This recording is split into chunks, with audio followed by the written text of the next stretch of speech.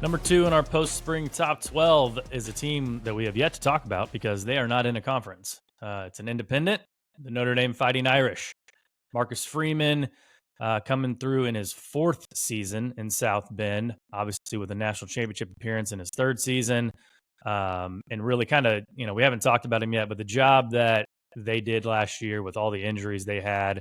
And really, I mean, let's be honest, like Notre Dame comparing to Texas and Ohio State and Alabama and Georgia and Oregon and maybe even Clemson now, they don't have the type of talent, like blue chip talent, that a lot of those teams have. So the job that he's doing there with Mike Denbrock on the offensive side of the ball and now Chris Ash taking over for Al Golden on the defensive side of the ball, he's got to get a lot of credit for that. We were harping on him big time after that Northern Illinois game. He proved everybody wrong, rattled off, 12, 13 wins in a row, and really played Ohio State really well. It had a chance to get out of hand, but credit to Notre Dame, they fought back. But they've got CJ Carr coming in, man. CJ Carr season. We're high on him. Guys like Herb Street are high on him. I mean, everybody is high on CJ Carr. And I think it's because obviously Riley Leonard was a quarterback last year. He was a leader. He was a dual threat, probably better with his legs than his arm in most cases. But now CJ Carr is a guy who can run, but also like he can sling it. He can sling the ball. And that is when Mike Denbrock gets dangerous. When you got a guy like CJ Carr, you got guys in the backfield. I mean, up there with Nick Singleton and Katron Allen is Jeremiah Love and Jadarian Price. And then you throw in Aeneas Williams as a third down back who played really well in the playoffs last year. And then on the outside, like, again, with Riley Leonard, they couldn't show a lot of that talent. And they did finally show it in the semifinals and the national championship game with Jaden Greathouse.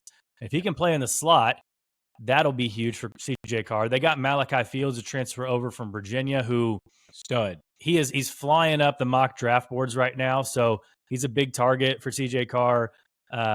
Hey, real quick, look at the bottom of this screen and hit that subscribe button for us, please. And also follow us on Apple and Spotify. It doesn't cost you a thing, and it helps us out a ton. We greatly appreciate it. And then with the offensive line attrition they had last year with those young guys playing, I mean, they're going to have one of the best offensive lines in the country. And it's the best.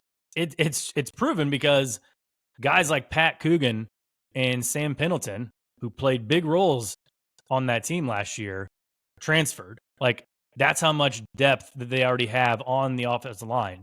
So, and then you talk about the defense. Yeah, they lost a lot, but with Chris Ash coming over, I think just with like, some of the guys they got, like your boy Devontae Smith, they're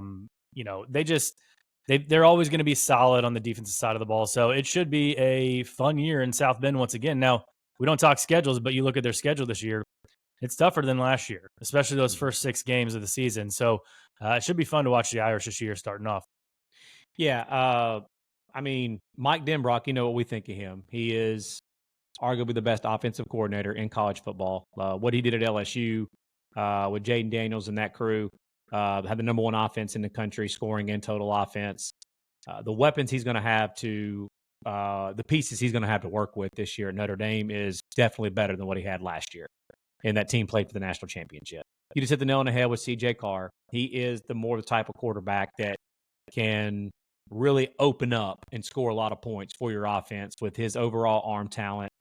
And obviously we haven't seen him play yet, so we need to see him more and see what he's going to do when live bullets are flying at him here in these bigger games this year. But with the weapons he's going to have around him, with that running game, with the best offensive line in the country, having an OC like Mike Denbrock, man, with all of that to work with, if they can just stay healthy, man, that's any team. If they can just stay healthy, that offense should be a lot better overall, more balanced on pass and run on that side of the ball.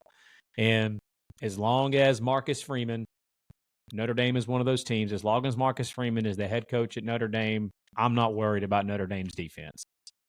Yes, they are replacing some pieces.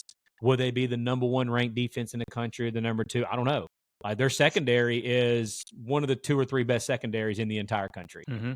I would say going into the year, them and Alabama probably have the 2 best secondaries, our 2 teams in the country going into the season. So Chris Ash, when he was a DC at Ohio State, in the past, he was really good. He gets kind of knocked because of what he did as a head coach at Rutgers, but we've seen a lot of guys that are really good at calling plays on offense or defense, being really good coordinators, but they're not necessarily good head coaches. I like the hire of Chris Ash to replace Al Golden. But again, as long as Marcus Freeman is the head coach, I'm not worried about that Notre Dame defense.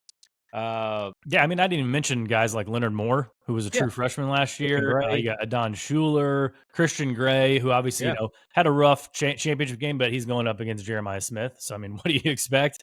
And Devontae Smith, by the way, is the type of player that you would think when you think of Marcus Freeman and his makeup and just toughness and the culture that he wants to build there at Notre Dame. That you watched them last year, their culture is what got Notre Dame as far as they had talent and they were good, whatever, but overcoming all the injuries that they overcame and the things that they did and finding different ways to win football games, whether that be running the football, whether that be out of nowhere, just going air raid basically in the second half against Penn State like they did, just finding ways to win ball games and make it to the national championship game.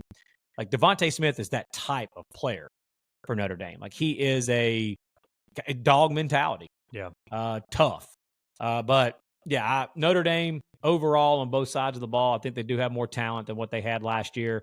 And they're absolutely a national championship contender going into the season. Well, I think it speaks to the depth that they've recruited too. I mean, you got to talk about the injuries too on the defensive side of the ball, like Riley Mills getting injured in that Indiana game. And you had a guy like Gabriel Rubio coming in and really it looked like Riley Mills wasn't even missed in that Georgia game.